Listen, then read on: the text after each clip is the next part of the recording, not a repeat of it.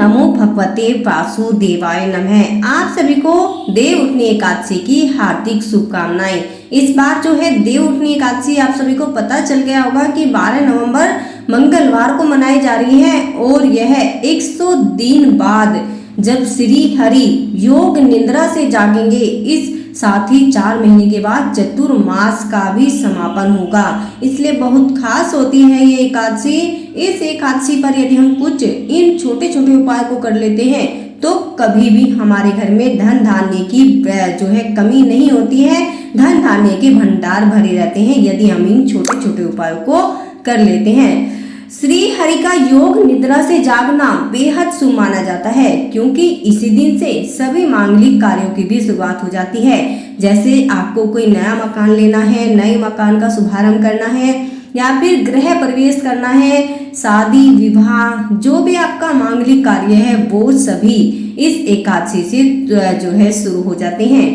कहते हैं कि देवउठनी एकादशी पर समुद्र मंथन से निकली कोई एक चीज तिजोरी में रखने से इंसान की सोई हुई तकदीर जाग जाती है।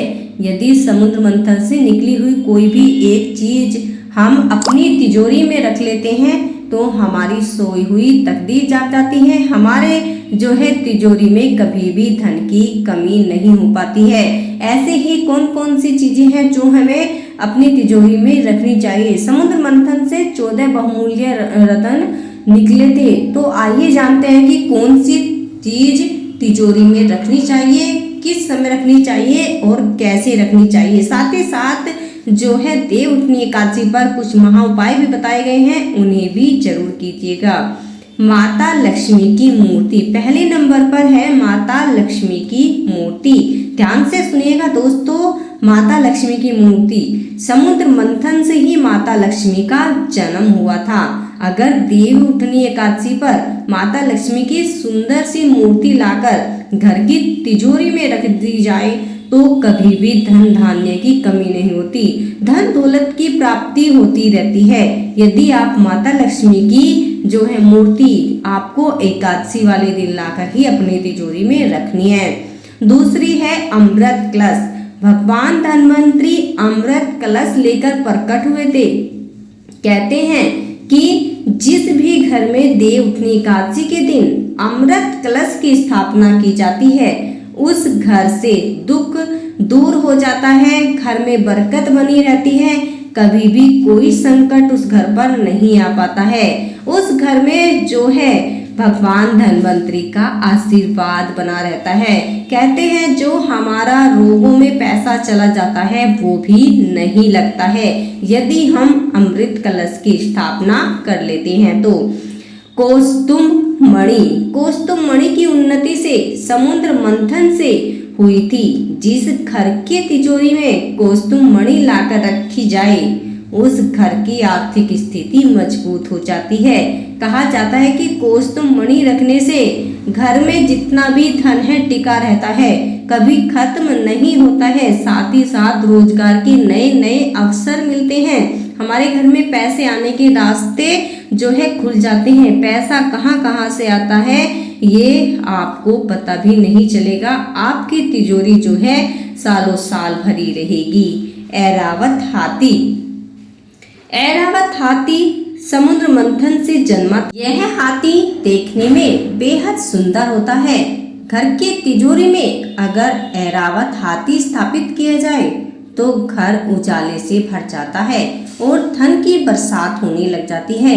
यदि हम अपनी तिजोरी में ऐरावत हाथी को रख लेते हैं तो हमारे घर में जो है धन की बरसात होने लग जाती है, धन का जो है कभी कमी नहीं होती है, धन का आगमन लगा रहता है। ये छोटे छोटे से उपाय आपको जो है देवउठनी एकादशी वाले दिन ही करना है। यदि आप इन उपायों को कर लेते हैं तो आपके घर में धन की कभी कमी नहीं होगी, धन बना रहेगा, बरकत बनी रहेगी, आकस्मिक जो खर्चा होने लग जाता है वो भी नहीं होगा। आप बताते हैं आपको एकादशी के महा उपाय के बारे में। देवउठनी एकादशी के दिन आपको पीले रंग का धागा ले लेना है और उसमें 108 गांठ लगा लेनी है। इसके बाद इसे तुलसी के पौधे में बांध देना है। फिर विधिवत पूजा करने के बाद प्रार्थना करें। तुलसी के पौधे में गन्ने का रस चढ़ाना चाहिए। यदि आप तुलसी के पौधे में गन्ने का रस चढ़ाते हैं तो तुलसी माता लक्ष्मी माता आपसे प्रसन्न होती है, आपके घर में धन धान्य की वृद्धि होती है, आपके घर में श्री हरि विष्णु का आशीर्वाद बना रहता है। तुलसी के पौधे से आपको प्रार्थना करनी है कि हे तुलसी माता, जो आने जाने अनजाने में मुझसे गलती हो गई है उसके लिए मुझे क्षमा करे। मैं आपसे जो है माफ़ी मांगता हूँ या माफ़ी मांगती हूँ, मेरी इस पूजा को स्वीकार करें। मैं साधारण सी पूजा कर रहा हूँ या कर रही हूँ, मेरी इस पूजा को स्वीकार करें। हे माता रानी, मैं आपकी सेवा करना चाहता हूँ, मुझे अपनी सेवा में लगाए रखिए। आप ये सब बातें आपको तुलसी माता के सामने बैठकर ही बोलनी है। तुलसी माता में यदि आप देवउठनी एकादशी वाले दिन कहा जाता है कि वैसे तो हमें तुलसी को नहीं छूना चाहिए, पर कुछ विशेष उपायों के लिए हम तुलसी माता को जो है जल चढ़ा सकते हैं, स्पर्श भी कर सकते हैं, क्योंकि ये उपाय हमें देवउठनी एकादशी वाले दिन ही करने हैं। वैसे तो मान्यता है कि हमें तुलसी को एकादशी वाले दिन नहीं छूना चाहिए। फिर भी हम कुछ खास उपाय को करने के लिए तुलसी माता से क्षमा मांगते हुए तुलसी माता में जो है यदि हम कच्चा दूध चढ़ाते हैं और सुहाग का सामान चढ़ाने से जो है हमें विष्णु भगवान और माता लक्ष्मी का आशीर्वाद प्राप्त होता है। अखंड सौभाग्यवती बने रहने का हमें जो है आशीर्वाद मिलता है।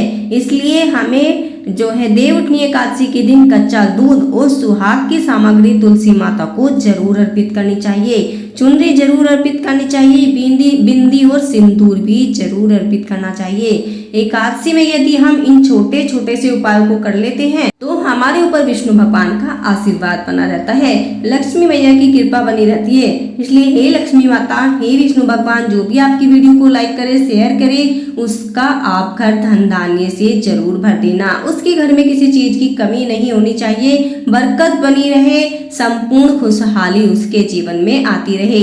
इसलिए आप सभी से अनुरोध है कि वीडियो को लाइक और ज्यादा से ज्यादा भक्तों के पास शेयर कीजिए, जिससे कि ये वीडियो हर भक्त के पास पहुंच सके, वो भी इस वीडियो का लाभ ले सके। इसलिए इस वीडियो को ज्यादा से ज्यादा शेयर कीजिए, लाइक कीजिए और हमारे चैनल को सब्सक्राइब कीजिए यदि आपने नहीं किया है तो।